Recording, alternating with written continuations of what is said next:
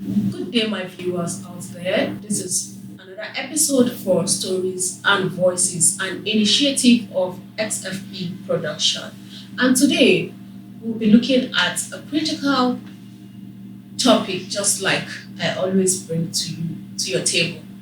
I am your host, Nefisa Abdelaziz, and I have my co-host here. Anita DK. Yeah. All right, welcome to the show. We'll be looking at the role of organization to PWDs in our society.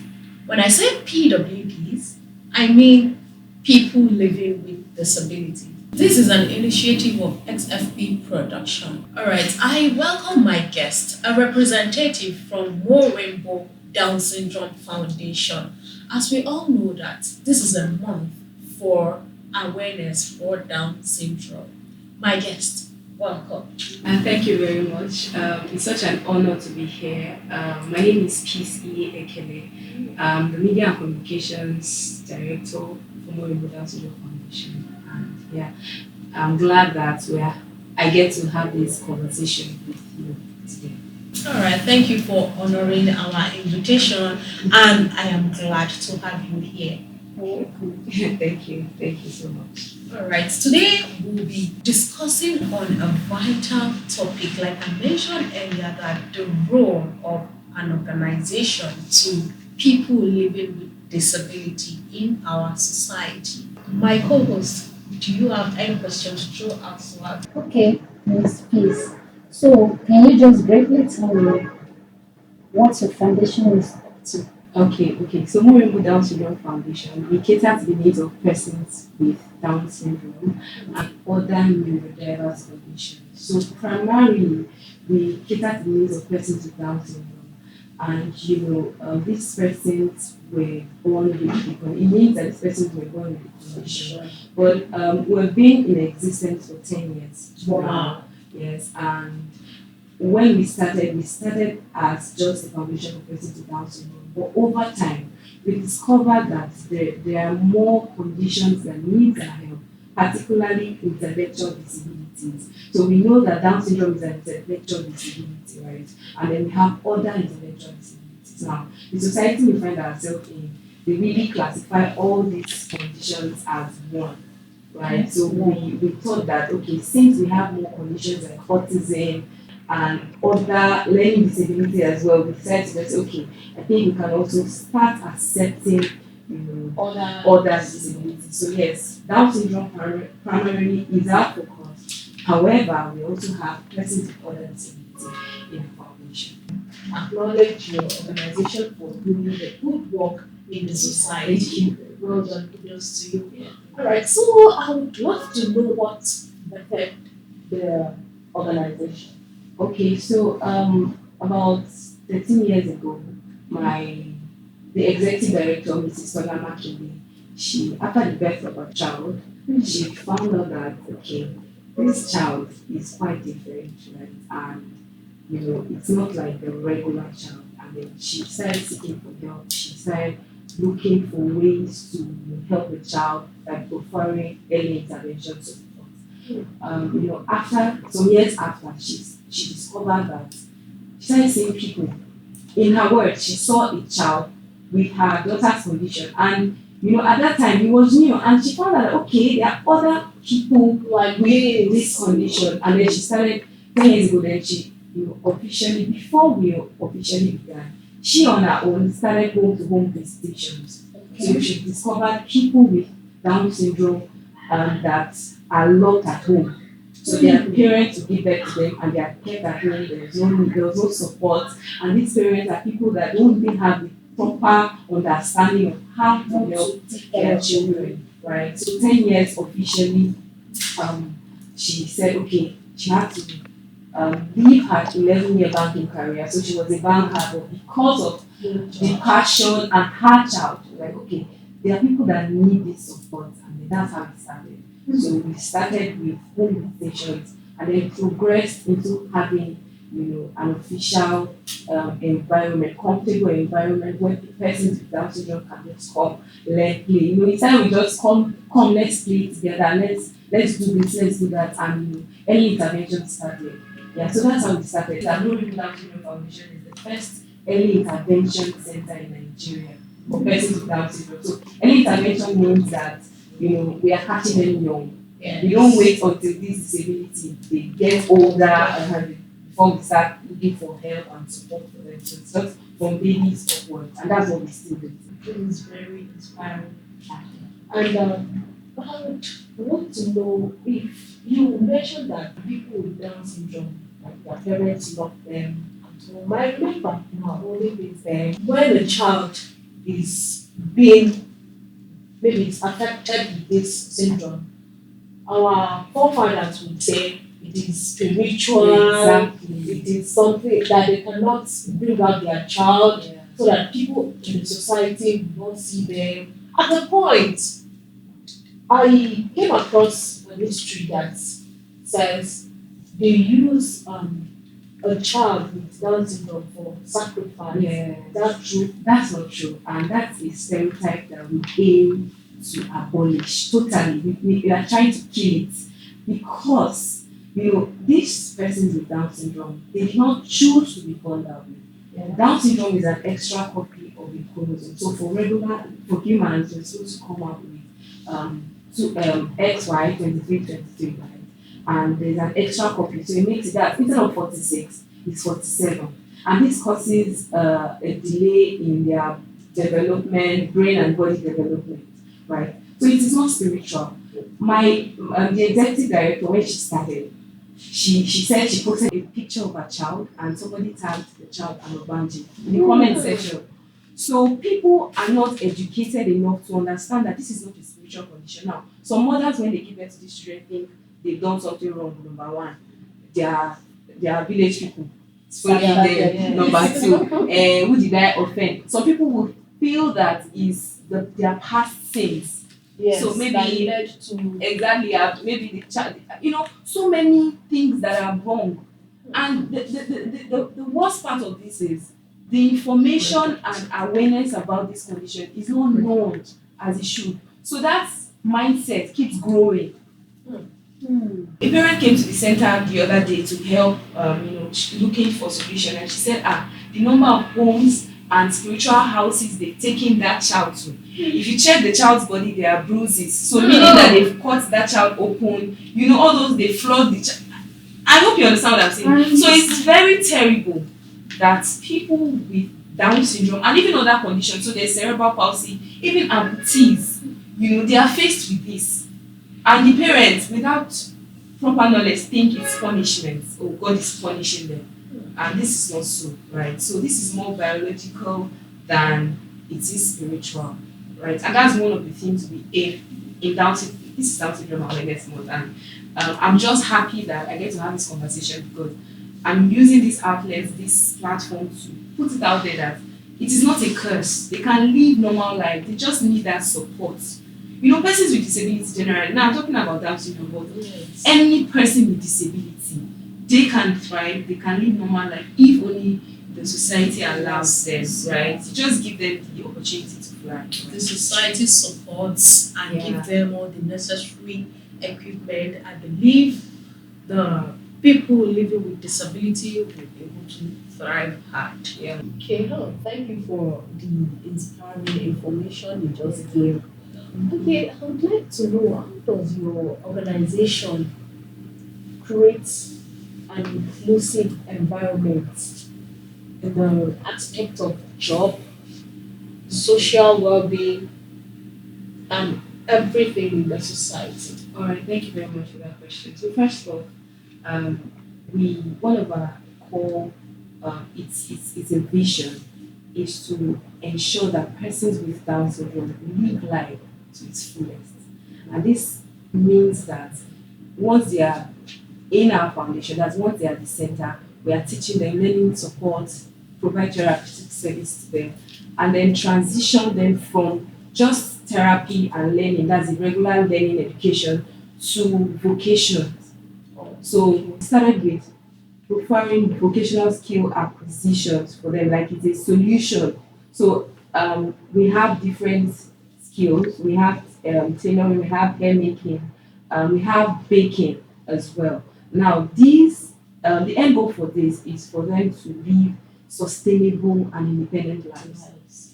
Yeah, so in terms of creating that inclusive environment for them to work is arming them with these skills and creating the knowledge in their head that okay, at some point in my life I will go and I will grow this place to live on my own. You know, most likely also have a family. And if they have families, we won't be the one to, of course we'll be there, we are still providing the support, but not, primarily their focus, for them, right? We also have to bring the younger ones up. So yes, one of the major things is arming them with vocational skills that they can use to live independent lives. And I would like to cite an example of someone already in the center. He came in as a teen. And now he's 24 years old. Now, yes, he knows how to weave and in the skill of baking. In fact, just because we want to make sure that he's well grounded, because at some point, they're not like regular children that can easily just say, okay, this is what I want to do. They need time to explore. Okay, explore. Let me learn baking. Let me learn barbie. Let me do this. Let me do that. So we started with just teaching them the basics of some skills to now see the one that they would yes, exactly, more passionate about. And so when we started with baking and we started with hair making, just twist. And then at home, that's why there needs to be a collaboration between the family and the organization, because there's little we can do. We can only support, but if the support from home is not there, it's not balanced. There'll be like so the thing is, with this particular example I'm citing, while he learns pastry in school, at home his mom enrolled him to a barbing shop, apprentice, the regular apprentice system.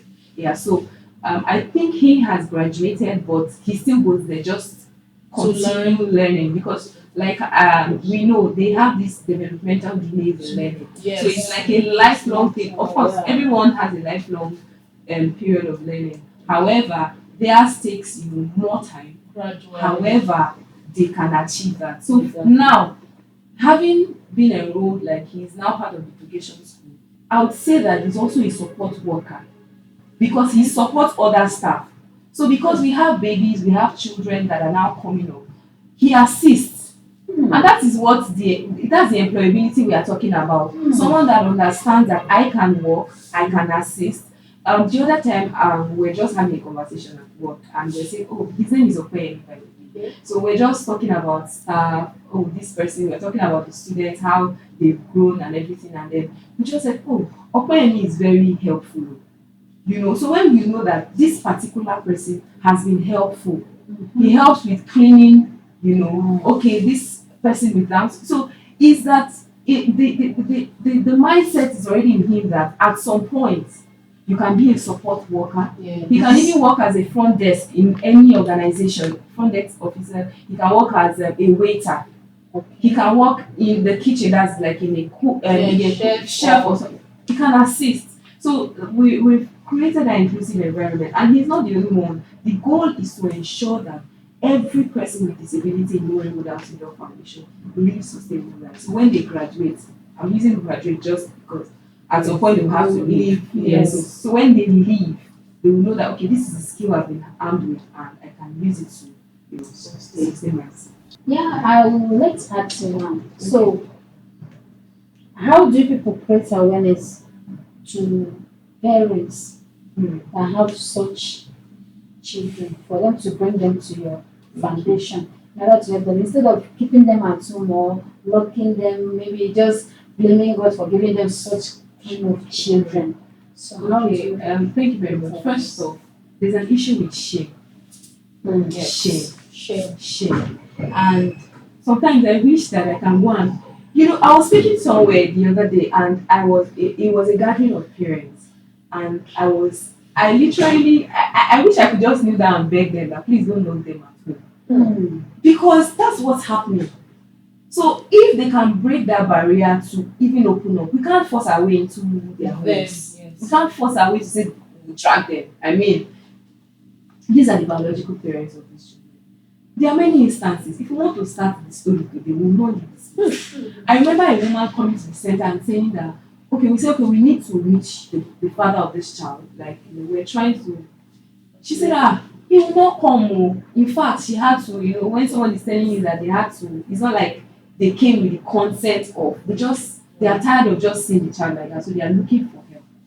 So we try our best to do home to home visitations. That's like the regular door to door. Okay, if we have an information that there's a child with disability in this environment, we'll go. But it depends on if the parents, they are willing to accept the help we are preferring, right? So yes, we try with we also do online awareness as well. So we receive DMs from parents that, when they see that there are other parents that brought their children out, of course I can. So we've been grounded in the door-to-door awareness outreaches. We also do community outreaches sometimes. In fact, every year it's like we do awareness work and all that, right? So it's a regular thing we do. However, I would just like to appeal. I don't know if I'm appealing right to the right audience, but I hope that parents of persons with disability listen to this to try as much as possible to break that barrier of shame. These children they are like you and I, and if carers like us, we have staff in the organization that are married and they have children, and if they can love they can love your own children, Yes. how much more you that you are the first, you are the first. In fact, we call parents first advocates, because if you don't, the way you carry your child is the way other people will carry their child. So we try, to answer your question, we try as much as possible to go all out to make sure that parents understand that they need to accept this condition and bring the children out. Let them understand that, see, it's not only inside, Even in the society. even in the society. Yeah. If you don't accept your children, trust me, people will, the acceptance we are crying for. We want from people their exactly. house. Siblings don't even accept their there's a lot of issues if you want to start this family conversation, because some siblings don't even accept their Even siblings. some fathers That's what I'm talking about. send the mothers away. We've had cases like that as well. We've had that a lot of times. And of course, there are also some cases, very little cases, where it's the father that even take more responsibility than the And the mother. mother. So there's quite an imbalance in it. However, the major thing is if parents can be able to just say, okay, they are coming out. Yes. See, when I'm telling you, if we work, there are a lot of persons with disability that we don't get to see. A lot, but they are at home. We don't see them. Because because the parents choose to lock them And There is there's a place I was living before. This woman have two children. I came to know that the other one is a disability. She always loved the child inside. And you know why? I would have even loved to reach out to this one. It's just that I don't even have the because they got out from that place. The day they came in, they have to come in the night for her to hide the child. And anytime the child is crying, she'll just look. It's only the small one that she's only concentrating on. Do you see? That was why I was asking you that Yes, question. How do it's a you problem. create awareness for We some do, parents? we do. However, it did not broken that barrier of shame they feel. The shame and disgust. Some parents don't even like themselves because they feel like, I don't deserve this child. See, it's a mindset thing that we need to break, and we are doing our best as an organization to reach out. That's why I say we do door to door. We encourage people. So, for instance, we have this word of mouth thing we do. Like, okay, please, if you have somebody, just refer them to us. We try as much. Yes, just refer them to us. If the condition is particular to us, we with open hands. But if it's not, so if it's a case of being blind, you're deaf, we recommend other organizations, because at the end of the day, we are trying to create an inclusive society for persons with disability. So it's not just one particular Down syndrome. it's for everybody, right? So that's just it. Alright, thank you, Ms. Peace. I would like you to tell my viewers some of the challenges you face when trying to create an opportunity for persons living with disability. Okay, thank you very much for that question. There are quite a number of challenges. I believe that I've mentioned the issue with acceptance from family, then the acceptance from the society as well. Right? There are a lot of stereotypes. People don't want to even listen when you're trying to say, oh, this person is this person's that. trying to enlighten them. Yeah. So there's been that challenge of trying to break that stereotype, that barrier to be able to reach out to people in the society. There's also there's a problem of neglect. People neglect From their from their parents. parents, yes, and then from people outside. And that's why I encourage that it starts from the home. Because if I accept my child, nobody would.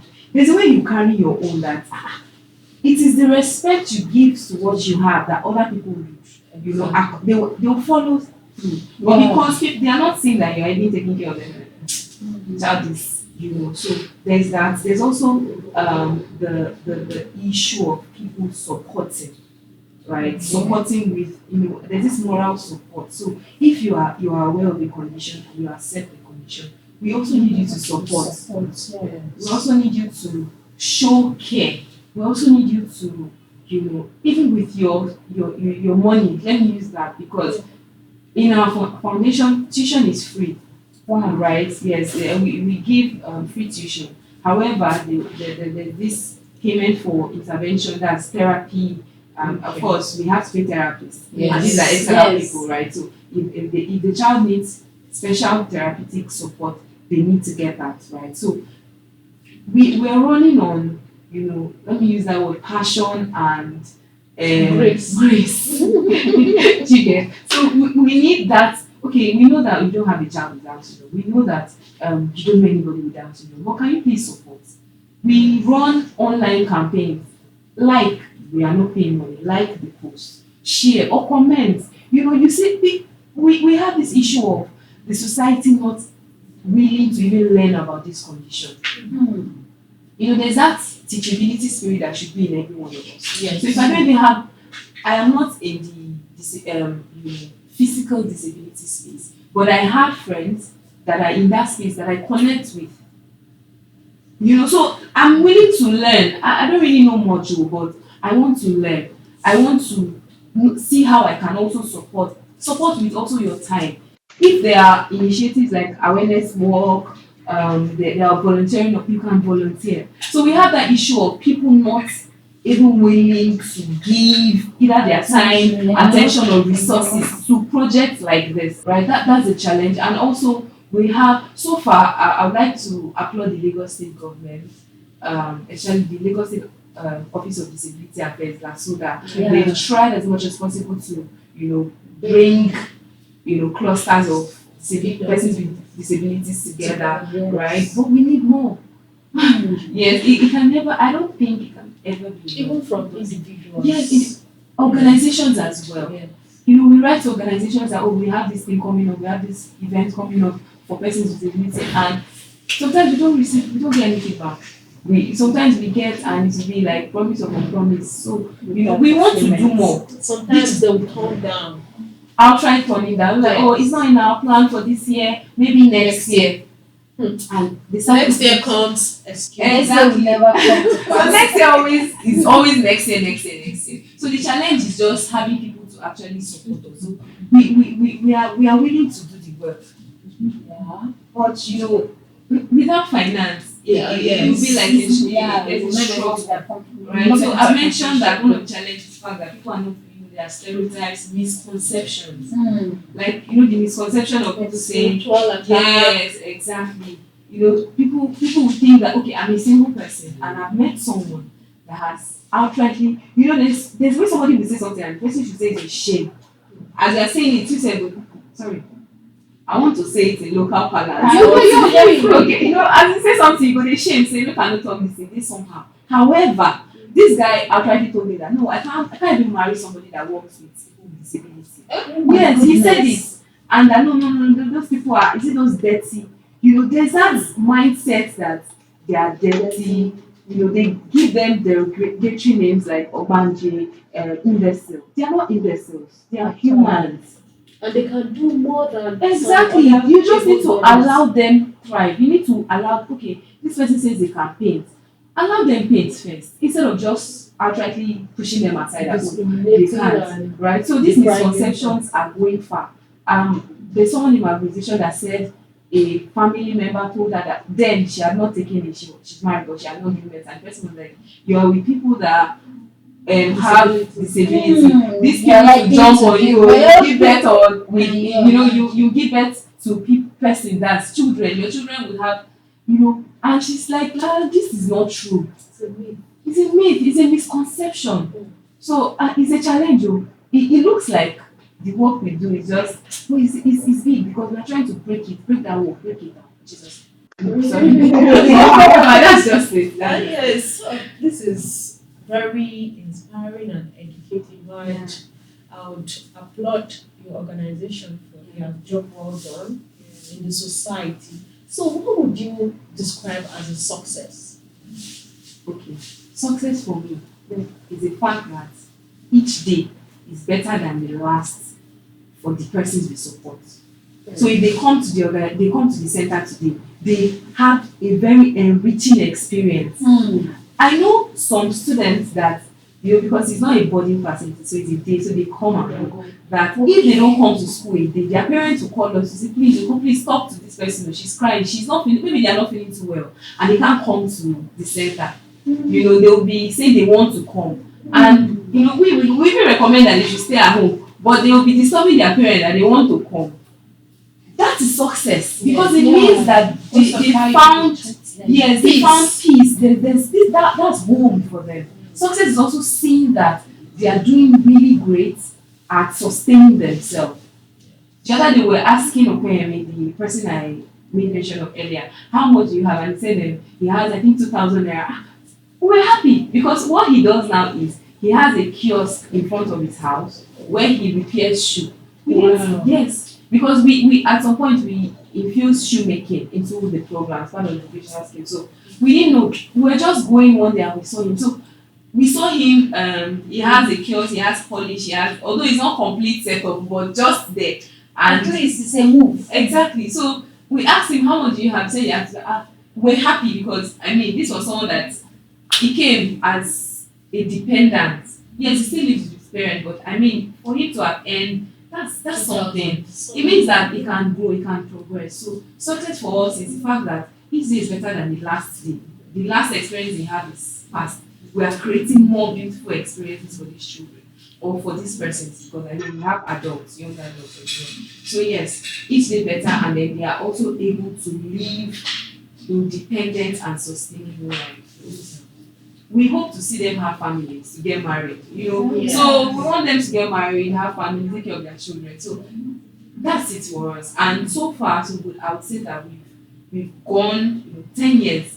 It's such a so we have people that persons that joined us when we were 2 years in, and they are still there till date. Right? Wow. So calculate some joined at 5 years in. So God has been really faithful, and that's success for us. This is good. Yeah, this is good. Well done. Thank you. So, looking at the aspect of married spouse, how do you think these people can? Yes, they can. It's in Nigeria that we feel like these people, even at some point, it's just for them to live, grow old and die. In the Western world, we see persons with disability getting married to themselves. In fact, I think sometime in 2021 thereabout, there was a viral picture of 2 persons with disability that got married. I don't think the condition wasn't Down syndrome, but it was just a disability, not physical but intellectual. So it was just noticeable that these persons are persons with disability, and they got married. So it's achievable, but they can't achieve it without support. If someone is coming to get married, like someone with disability is coming to get married to a family of a child without disability, will the family accept? They would. So that's where the issue is, that acceptance. Will they accept? They will say, you want to bring something that is in our family into our family? No. Meanwhile, the people that have these kids or children with disability are trying to see if they can. Right? So the thing that we've seen possible is just having people with disability getting married to themselves, and that's perfect. Right? However, we hope to see more of persons with disability and non-disability. But then it's achievable for them to have. In fact, Okoyemi that I'm talking about, he has a girlfriend. And we usually say, Okoyemi, how is your girlfriend? How is your girlfriend? Who is writing your money? We try to laugh and play around it just to make sure that he knows what he's doing. He just say, which they have emotions. That's one part that people don't know. They feel, they have that they have, the feeling to love, to be loved, but people don't know. How will you know if you don't accept, if you don't teach yourself or train yourself to understand that these people are humans just like you and I? So that's it. Thank you, Ms. Peace, for giving us this insightful information. Yeah. And I would like, what advice would you give the society on persons with disability, especially people with Down syndrome? First, when you see them, don't be looking at them. Don't look at them like you've seen somebody fall from the sky. And that's why I'm very happy that we have this beautiful young lady here. Because persons with disability are human just like. So imagine you walk out or I walk out and I see somebody looking at me in a way that is just, the person is just fixed at me. I'll feel a way. They will make them lost their self. Exactly. Yes. So the first thing is when you see a person with disability, they are warm. They want you to. In fact, if I see anyone, I know you are with disability, I'm always, hi, how are you? Are you fine? Do you know what it does to them? Oh, I feel seen. They'll feel like they are seen. Yes. Right? So And yeah, they are being accepted. accepted. So we need to stop the look. And it also starts, and I believe that we need to, in this generation, we need to be more intentional with parenting.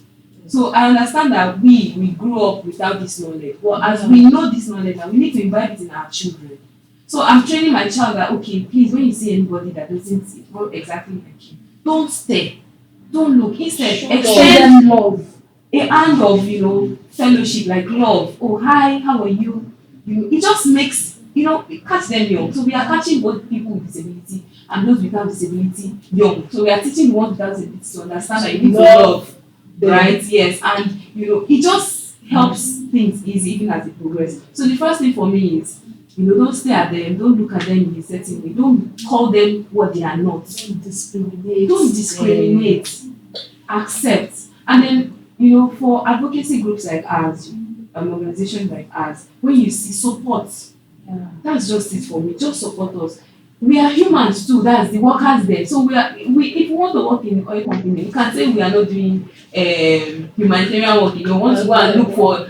However, we feel connected to these people, and that's why we are there. The best we can do, or the least the society can do, is to just support us, be a part of us, campaign with us. Like our post, we do a lot of online campaigns. Follow through. How can I support? How can I volunteer? A lot of disability groups, they just need that. If we can just get it helps the work. I know it's possible for us to have a society that is free from stigma, that is free from neglect, discrimination, and I know it's very possible. It begins with you and I. It begins with every individual. Thank you, Ms. Peace, for honoring our invitation. Thank you. So, Anita. as we are wrapping up, my audience, I believe you enjoyed this session. And I want to remind you that this is an initiative of XFP Production. We're trying to create awareness, talk to people, to the society about people living with disability. Thank you once again, Ms. Peace, for coming, and all thanks to Morainbow Down Syndrome Foundation. Yes. We are very, very grateful. Thank My you. audience, don't forget to follow our YouTube channel and subscribe to all our social media handles. I remain your host, Nefisa Abdulaziz, and I have here Young girl, Anita Ekele. thank you. Bye bye.